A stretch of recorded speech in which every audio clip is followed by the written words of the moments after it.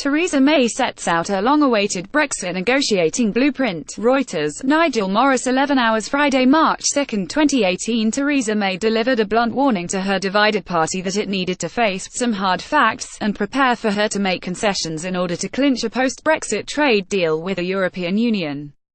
In a long-awaited speech, she confirmed that she would lead Britain out of the EU single market and not sign up to a customs union. "We both need to face the fact that this is a negotiation and neither of us can have exactly what we want," Theresa May. But she also signalled her desire for the UK to remain part of some EU bodies and to align closely to many Brussels rules in an effort to secure a lasting trading agreement with the bloc. Mrs. May insisted she could strike the world's biggest and most ambitious trade agreement, dismissing charges that she aimed to cherry-pick the best parts of Britain's current relationship with the EU. Her address won broad support from Tory Remainers, who view it as a realistic recognition of the need for compromise, and Leavers, who said the onus was now on Brussels to give ground in the next round of negotiations. She added, "Let's get on with it." Call for common sense. Speaking in London's Mansion House, the Prime Minister called for pragmatic common sense to prevail in talks and told the European Commission, "We both need to face the fact that this is a negotiation and neither of us can have exactly what we want." In a message to her own party as well as Brussels, she said, "We will not be buffeted by the demands to talk tough or threaten a walkout, just as we will not accept the counsels of despair that this simply cannot be done." Her speech, which followed months of wrangling within the cabinet, will run into strong opposition in Brussels, where she is viewed as having unrealistic expectations of the deal she can cut. The EU's chief negotiator, Michel Barnier, said he welcomed her clarity on the customs union issue and her recognition that there would have to be trade-offs. UK's head in the sand, but the German MEP Manfred Weber, a close ally of Angela Merkel, said, "After what I have heard today I am even more concerned.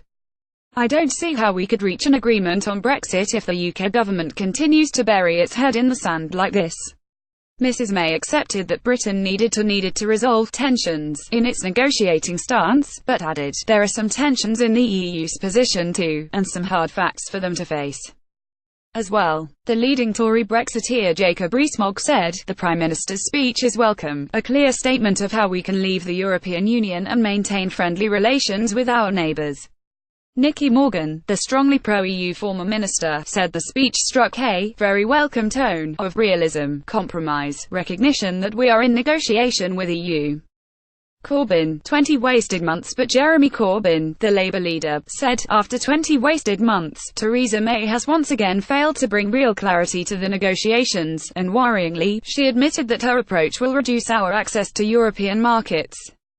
She read out a long list of problems but failed to provide solutions, particularly on the urgent question of preventing a hard border in Northern Ireland. Sir Vince Cable, the Liberal Democrat leader, said she had outlined all the reasons why we should stay in the single market and customs union but will carry on regardless.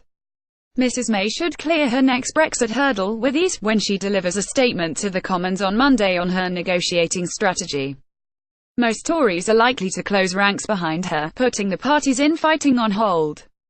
A trickier moment will come when the European Council President Donald Tusk next week publishes the first draft of guidelines for talks on the future EU-UK trade relationship. It looks certain to be radically different from the vision sketched out by the Prime Minister. Chancellor Philip Hammond will also add detail to the government's proposals for financial services after Brexit, which is set to be a major flashpoint in the negotiations with Brussels.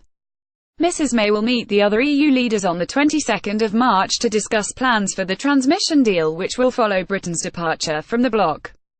Problems remain over the rights of EU nationals during that period, and the role of European judges. The government's hope is that talks can then begin on future trade links with the aim of reaching the outline of an agreement in the autumn.